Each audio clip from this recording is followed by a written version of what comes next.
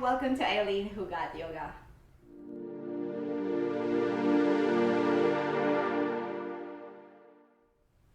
So for today, I'm just going to explain to you on about upward external rotation for your shoulders. Oh, such a big word. Okay, what does that mean? So whenever your hands are over your head, okay, and your teacher says like push away extra, and then some of us have different structure in the body, and if you have weight on your hand, you should be able to protect your shoulder joint, because there are some tendencies, especially for those who are hypermobile people, they can pop their shoulders out. The way for your muscles to protect that, especially when you start doing handstands or inversions, is that you're able to wrap this muscle to protect your shoulder joint, okay?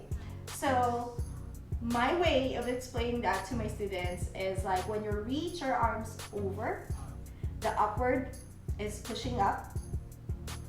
External rotation is when you try to wrap the outer shoulders in, outer arm inward towards your face, okay?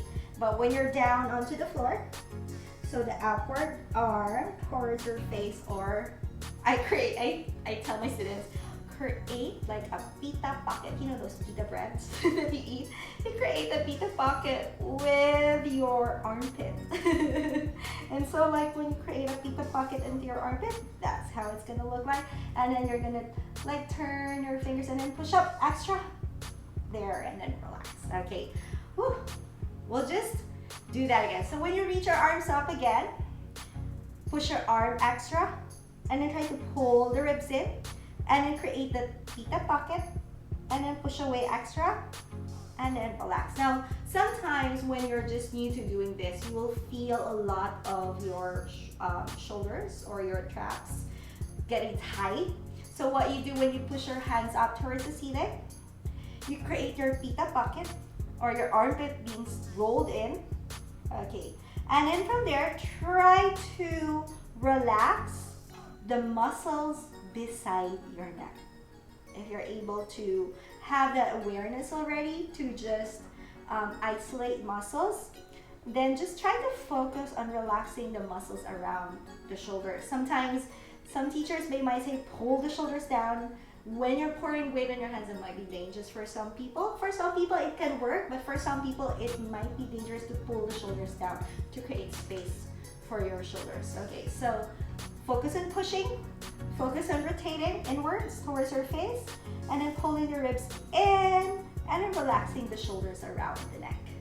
Okay, that's your upward external rotation that you practice in your downward facing dog. So let's try to do that in your downward facing dog. So your hands down to the mat, bend your knees for today, and then push your hands to the front of your mat. So instead of pushing it downward to your mat like in plank, you push your hands forward to the mat. So downward facing dog is like your introduction to your inversions, or going upside down. So bend your knees as much as you can, lift the hips up, and then drop the head.